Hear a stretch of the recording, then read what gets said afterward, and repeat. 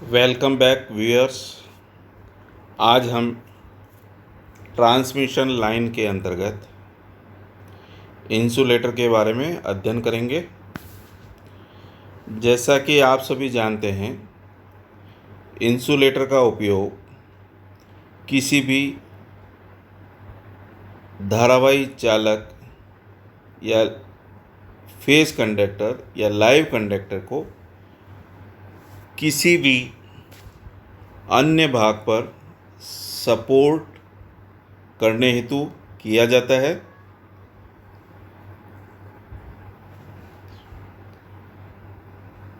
मुख्य रूप से इसका काम चालक को आधार प्रदान करना होता है। जैसा कि आप सभी लोगों ने देखा होगा कि जनरेटिंग स्टेशंस या शक्ति के जो उत्पादन केंद्र हैं, वहाँ से विद्युत शक्ति को प्रेषण लाइनों के द्वारा लोड सेंटर तक पहुँचाया जाता है। ऐसी अवस्था में दोनों लोड सेंटर और शक्ति उत्पादन का जो केंद्र है या शक्ति उत्पादन जहाँ हो रही है, जैसे जनरेटिंग स्टेशन, उनके बीच की दूरी 100 kilometre, 200 kilometre, 250 kilometre, 300 kilometre, 400 kilometre तक होती है। ऐसी अवस्था में उस चालक को नियमित अंतराल पर आधार प्रदान करना आवश्यक है, जो कि लाइन सपोर्ट्स या टावर्स या पोल्स के द्वारा किया जाता है। तो पोल पर किसी भी लाइव कंडक्टर को रखने के लिए पोल चूँकि अर्थड होता है या भूमि से जुड़ा होता है, ऐसी स्थिति में आधार या पोल और कंडक्टर के बीच में एक इंसुलेटर की आवश्यकता होती है। लाइन इंसुलेटर्स क्या होते हैं? To prevent the flow of current from bare conductor to earth through line supports. अर्थात किसको रोकना है? Flow of current. कौन सी करंट? जो एक बिना इंसुलेट किया हुआ कंडक्टर है, उससे अर्थ में जाने वाली करंट को हमें रोकना है। और वो करंट किसके थ्रू जानी नहीं चाहिए? लाइन सपोर्ट के थ्रू। दूसरा काम जो लाइन इंसुलेटर्स का है, वो बेसिकली दो कंडक्टर के बीच प्रिस्क्राइब्ड जो गैप है या दूरी, वो बनाए रखने का काम भी लाइन इंसुलेटर के माध्यम से और क्रॉस आर्म के माध्यम से किया जाता है। ये नॉर्मली लाइन इंसुलेटर्स जो क्रॉस आर्म पर लगाए जाते हैं या उससे क्लैम्प्ड किए हुए होते हैं।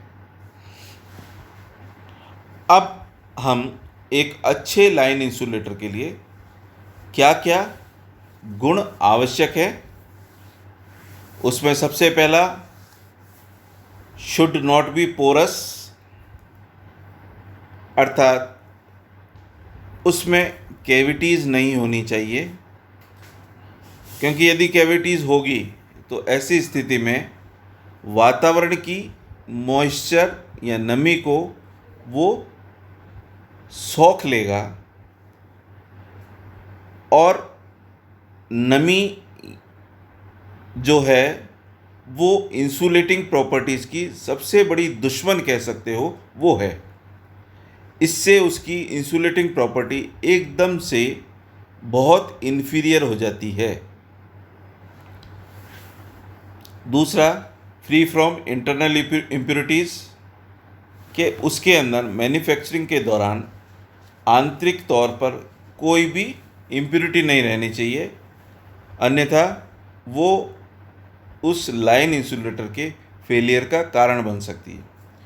वेरी हाई डाइलेक्ट्रिक स्ट्रेंथ, जैसा कि हम जानते हैं कि प्रेशर लाइनें जो है वो कई किलो वोल्ट पे होती है, अर्थात वो जो लाइन है 220 kV, 400 kV, 132 kV, इतनी उच्च जो वोल्टता है उसे सहन करने के लिए उसका परावैद्युत सामर्थ्य उच्च होनी चाहिए। इसके पश्चात वह मैकेनिकली स्ट्रॉन्ग और रॉबस्ट होना चाहिए,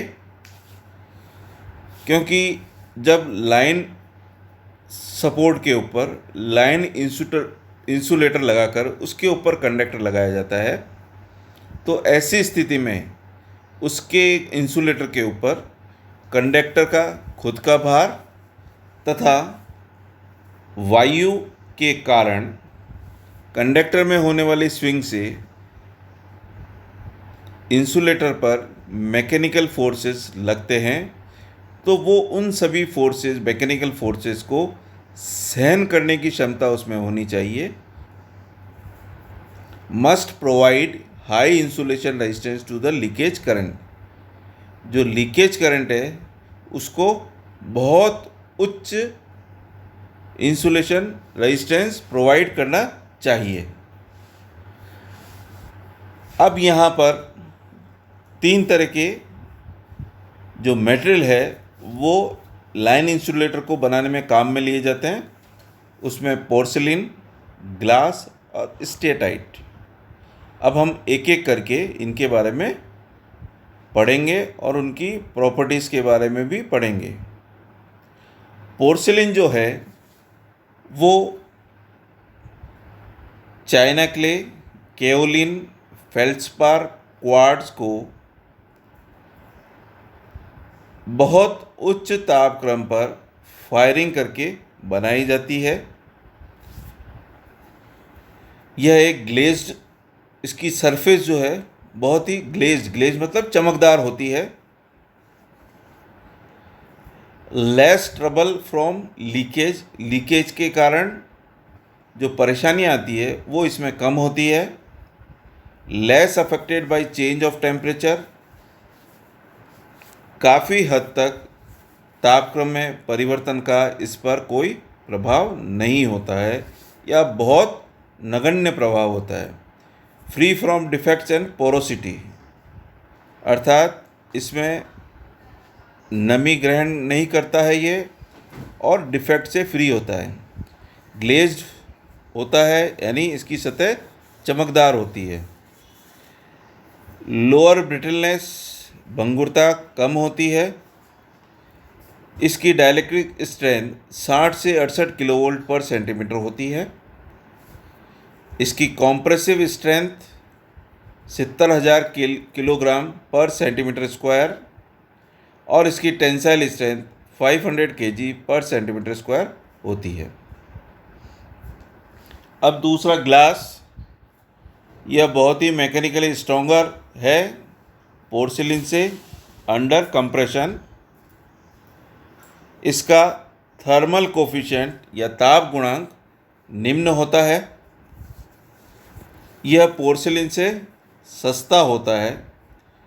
इसकी डाइलेक्ट्रिक स्ट्रेंथ या परावैद्युत सामर्थ्य 140 किलोवोल्ट पर सेंटीमीटर होती है।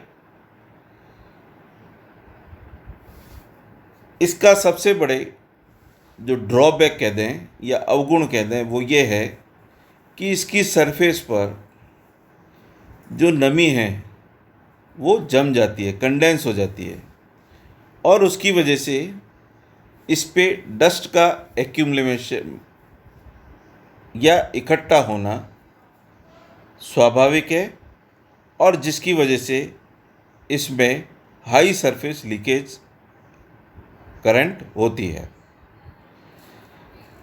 तीसरा मटेरियल जो है स्टेटाइट, यह बेसिकली मैग्नीशियम सिलिकेट होता है।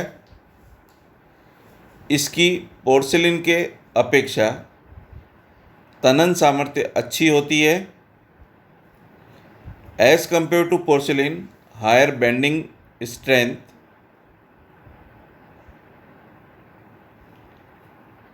और इसका उपयोग ऐसे स्थानों पे किया जाता है जहाँ इंसुलेटर प्योर टेंशन में होते हैं। अब हम इंसुलेटर के प्रकार के बारे में अध्ययन करेंगे। जैसा कि स्लाइड में दिखाया गया है कि मुख्य रूप से 5 टाइप के इंसुलेटर होते हैं। उसमें पहला पिन टाइप, दूसरा सस्पेंशन टाइप, तीसरा स्ट्रेन टाइप, चौथा स्पूल और शैकल टाइप, और चौथा एग और स्टे टाइप। जो पिन इंसुलेटर्स है वो साधारणतया कम वोल्टता पे काम लिए जाते हैं।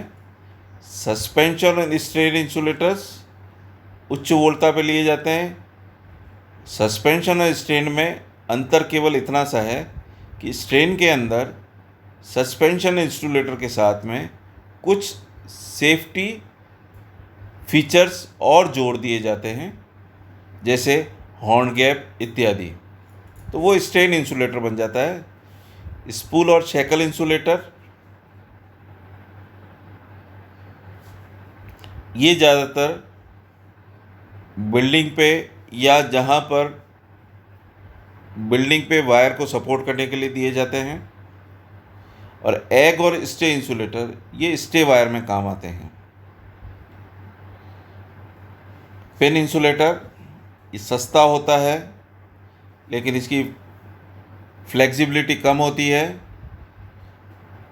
इसकी रिप्लेसमेंट कॉस्ट जो है वो ज़्यादा है।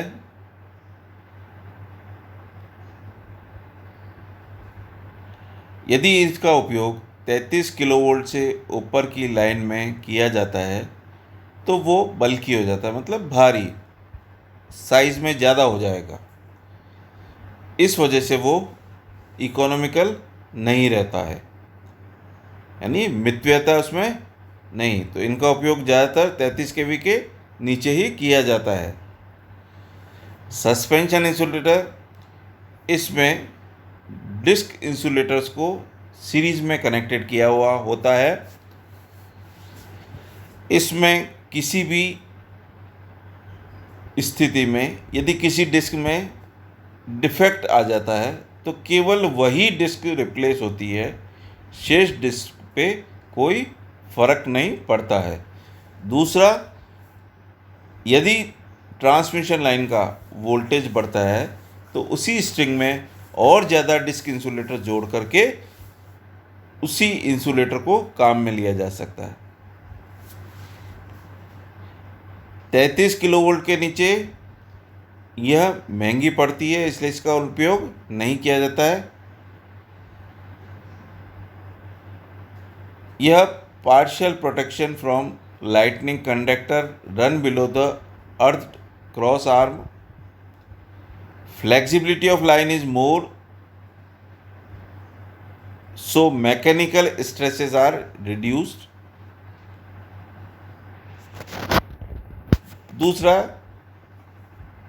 यह जो कंडक्टर है उसकी स्विंग को सपोर्ट प्रदान भी करती है। स्ट्रेन इंसुलेटर, जैसा कि पहले बताया था, असेंबली ऑफ सस्पेंशन इंसुलेटर ही है with some protective arcing horns, जैसा कि चित्र में दिखाया गया है या प्रदर्शित है। स्पूल और shackle insulator for supporting low tension line on the sides of pole and building, both the low voltage distributor and house service wires. तो जैसा कि सेकंड चित्र में वायर के बांधकर किस प्रकार इसका उपयोग किया जाता है वो प्रदर्शित है। एग और स्टे इंसुलेटर, जैसा कि आप देख रहे हैं चित्र में प्रदर्शित है कि इनका आकार जो है वो एग शेप के अंदर होता है। ये पोर्सिलिन के बने होते हैं और इनका उपयोग स्टे वायर सेक्शन के अंदर किया जाता है to avoid flow of leakage current to earth. अब स्टे वायर जो है वो पोल की स्टेबिलिटी के लिए काम में लिए जाते हैं। तो आज हमने कंपोनेंट ऑफ ट्रांसमिशन लाइन के अंतर्गत इंसुलेटर के बारे में अध्ययन किया। इंसुलेटर के लिए कौन कौन से पदार्थ काम में आते हैं, उनकी क्या क्या गुण हैं तथा उनके उपयोग कहाँ कहाँ किए जाते हैं। साथ ही विभिन्न प्रकार के जो मुख्य रूप से काम में आने वाले इंसुलेटर्स हैं उनके बारे में भी अध्ययन किया है। Pin insulator, suspension insulator, strand insulator, shackle insulator और स्टे इंसुलेटर। तो हम अब नेक्स्ट लेक्चर के अंदर ये जो कंडक्टर दो टावर के बीच में लगे होते हैं तो उसके जो पॉइंट ऑफ सपोर्ट है, अर्थात दोनों टावर और कंडक्टर की जो कैटेनरी है उसका जो लोएस्ट पॉइंट है, उनके बीच की लंबवत दूरी सेक कहलाती है। उसकी कैलकुलेशन को करेंगे। धन्यवाद।